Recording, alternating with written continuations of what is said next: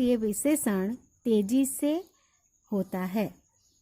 5वां नंबर है वाक्य के भिन्न पदों के बीच तर्क संगति होनी चाहिए। बराबर, हम कोई भी वाक्य पढ़ते हैं तो पढ़ने के साथ ही हमें पता चल जाता है कि यह वाक्य योग्य है या अयोग्य है। तो ऐसे कुछ उदाहरण हमें यहाँ दिए गए हैं। पहला वाक्य है, छात्रों ने गुरुजी को एक फूलों की माला पहनाई। छात्रों ने गुरुजी को एक फूलों की माला पहनाई। यहाँ हमें शुद्ध रूप से पता नहीं चलता कि सभी छात्रों ने मिलकर माला पहनाई, एक फूल की माला पहनाई या किस तरीके से माला पहनाई। तो यह वाक्य अशुद्ध वाक्य जान पड़ता है। लेकिन दूसरा जो शुद्ध वाक्य है वह ऐसे बनता है, छात्रों ने गुरुजी को फूलों की एक माला पहनाई।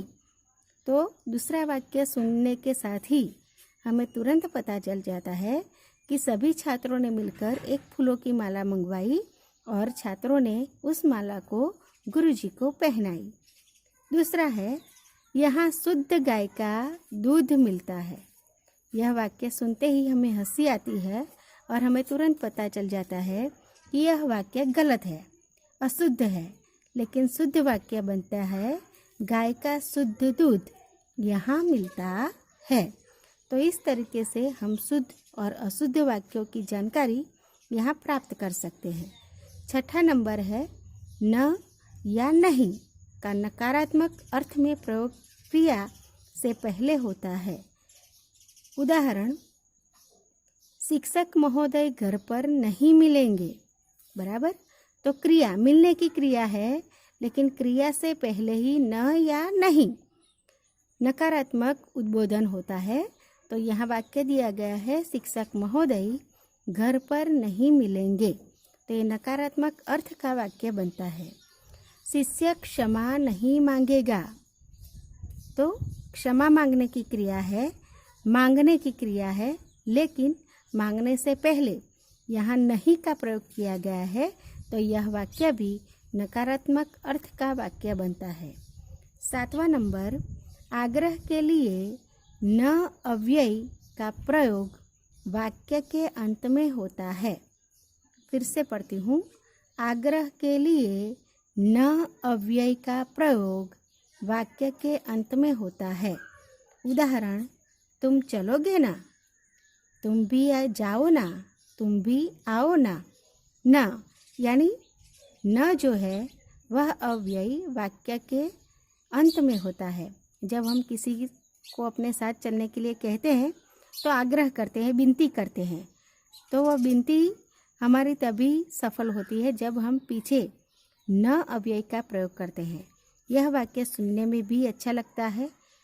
तो इस तरीके से हम शुद्ध और अशुद्ध वाक्यों में पहला पदक्रम संबंधी नियम पढ़े।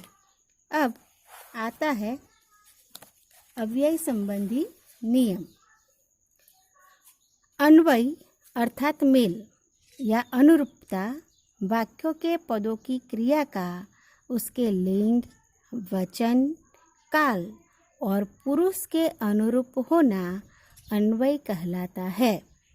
अन्वय संबंधी नियम निम्नलिखित है।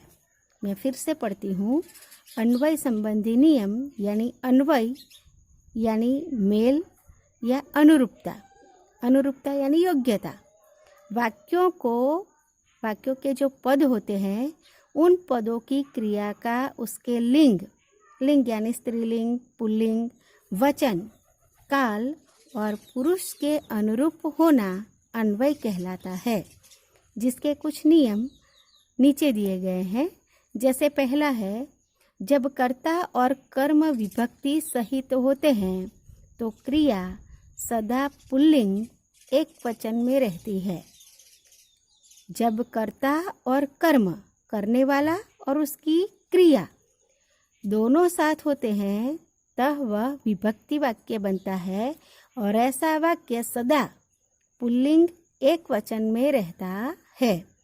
उदाहरण, सही और गलत।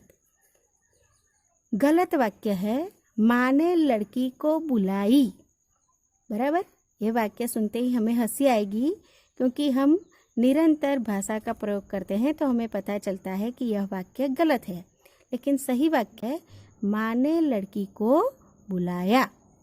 सेकंड है, क्या आपने मीना को पहचानी? सही वाक्य बनेगा, क्या आपने मीना को पहचाना? दूसरा है, भिन्न भिन्न लिंगों की दो या अधिक व्यक्तिवाचक या जातिवाचक संज्ञाएं एक वचन में आए तो क्रिया अक्सर पुल्लिंग बहुवचन में आती है। भिन्न भिन्न लिंगों की दो या अधिक व्यक्तिवाचक या जातिवाचक संज्ञाएं एक वचन में आए तो क्रिया अक्सर पुल्लिंग बहुवचन में आती है। भिन्न भिन्न लिंग यानी स्त्रीलिंग, पुल्लिंग बराबर, व्यक्तिवाचक और जातिवाचक बराबर, पशु पंखी या जाति, स्त्री जाति हो, पुरुष जाति हो या कोई भी, जब यह सब एक वचन में आए तो ऐसे वाक्यों को हमेशा पुल्लिंग बहुवचन में प्रयोग किया जाता है। उदाहरण, राम, लक्ष्मण और जानकी वन में गए। गाय और बैल चर रहे हैं। राजा और रानी नगर में गए। जंगल में भालू, शेर और लोमड़ी रहते हैं। तो इसी तरीके से यहाँ जाति, व्यक्तिवाचक, सभी लिंग परिवर्तन, सभी का यहाँ मेल हमें देखने को मिलता है। तो ऐसा वाक्य जब आता है तो उस वाक्य को हम जातिवाचक, व्यक्तिवाचक, संज्ञावाचक एक वचन का वाक्य कहते हैं। तीसरा नंबर है, यदि कर्ता का लिंग अज्ञात हो तो क्रिया पुल्लिंग में प्रयुक्त होती है। यदि कर्ता का लिंग अज्ञात हो, बराबर, अज्ञात यानी हमें जानकारी ना हो कि ये कोई स्त्री का है, कोई पुरुष का है या किसी का भी है, वह जानकारी हमें ना हो तो ऐसा वाक्य पुल्लिंग में प्रयुक्त होता है। जैसे उदाहरण दिया है, तुम्हारा खर्चा कौन चलाता है? तुम्हारा खर्चा यानी ये तुम्हारा खर्चा यानी तुम्हारा व्यक्ति कौन है? वो कोई स्त्री है, कोई बच्चा है, कोई बुजुर्ग है या कोई आदमी है, यह जानकारी हमें यहाँ मिलती नहीं। तब यह वाक्य पुल्लिंग में प्रयुक्त होता है और बनता है, तुम्हारा खर्चा कौन चलाता है। चौथा नंबर है, आदरार्थक एक वचन कर्ता के लिए क्रिया बहुवचन में प्रयुक्त होती है। आदरार्थक, किसी को हम आदर देते हैं तब, ऐसे कर्ता के लिए एक वचन में वाक्य प्रयुक्त होता है जो बहुवचन में उपयोगी होता है। जैसे उदाहरण है, गांधी जी महान नेता।